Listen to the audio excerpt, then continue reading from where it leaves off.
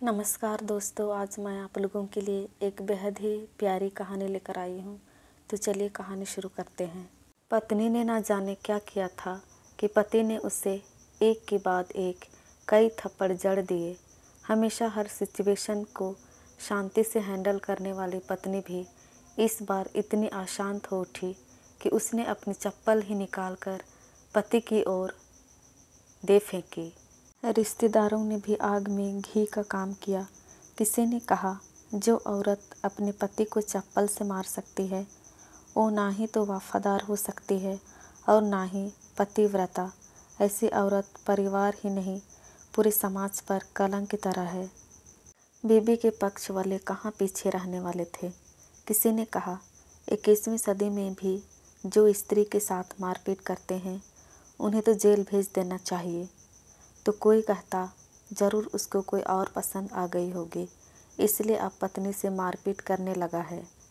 बात कोर्ट तक पहुंच गई।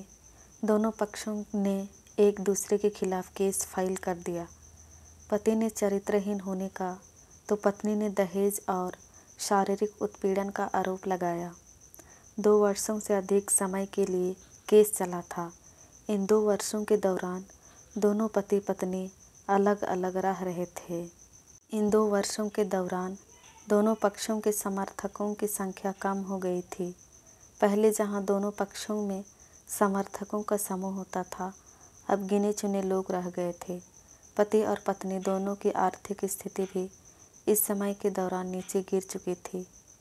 जिन्हें वो अपना शुभ चिंतक समझ रहे थे, पैसों की बात आते ही उन्होंने भी अपना पलड़ा झाड़ लिया था। अगर कोई देने को राजी भी हुआ तो मोटे ब्याज की शर्त पर। आखिरकार वही हुआ जो सब चाहते थे, डाइवोर्स। हर कोई खुश था, दोनों पक्षों के रिश्तेदार, उनके माता पिता और दोनों के वकील। लेकिन 5 साल की सुखद शादी और एक सुंदर बेटी होने के बाद मिले इस डाइवोर्स से पत्नी मुक्त थी और पति शांत। शायद ये एक इत्तेफाक ही था कि इस खुशी को मनाने के लिए दोनों पक्ष के लोग एक ही चाय की टपरी पर बैठे आमने सामने। इत्तेफाक इसलिए क्योंकि ज़्यादातर लोग जो एक दूसरे के विरोध पक्ष को सपोर्ट कर रहे थे, वे एक दूसरे को अच्छे से जानते भी नहीं थे। पति पत्नी भी इन सभी से दूर एक दूसरे के सामने मेज़ पर बैठे। पत्नी ने पति से कहा, अब तो खुश होगे ना? तुम्हारे मन की जो हुई है मुबारक हो। तुम भी तो आज जीत गई हो। मुझसे तलाक तो तुम्हें भी मिल गया है। Congratulations to you too. पति ने कहा, तलाक को तुम जीत का प्रतीक समझते हो? पत्नी ने पूछा। पति चुप रहा। थोड़ी देर की शांति के बाद पति ने कहा, मुझे तुम्हें 5 लाख रुपये अभी और हर महीने 8,000 देने का आदेश है। अभी मेरे पास पैसे नहीं हैं, इसलिए मेरा जो सिटी में फ्लैट है उसे तुम्हारे नाम कर देता हूँ। पति ने मौन तोड़ते हुए कहा, अब तुम्हारे कमर का दर्द कैसा है? ज़्यादा तकलीफ तो नहीं होती? पत्नी हल्का सा मुस्कुराई और बोली, अभी भी होता है। अब तो पेट में भी क्रैम्बस उठते हैं। वो तो होगा ही, तुम योगा या कसरत भी तो नहीं करती हो। अब किसी गायनोकोलॉजिस्ट को ज़रूर दिखा देना। पति ने कहा, तुम बताओ, तुम्हारा अस्थमा कैसा है अब? क्या अब भी दौरे पड़ते हैं? पत्नी ने पूछा।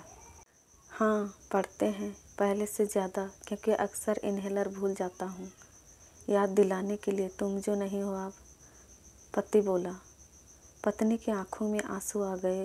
वो बोली, तुम्हें मेरे चरित्र पर सवाल नहीं उठाने चाहिए थे। ये तो परिस्थिति आते ही नहीं। हाँ, मैं जानता हूँ तुम बहुत अच्छी हो। मुझसे गलती हो गई, बहुत बड़ी गलती। मैं लोगों के बहकावे में आ गया था। पति बोला।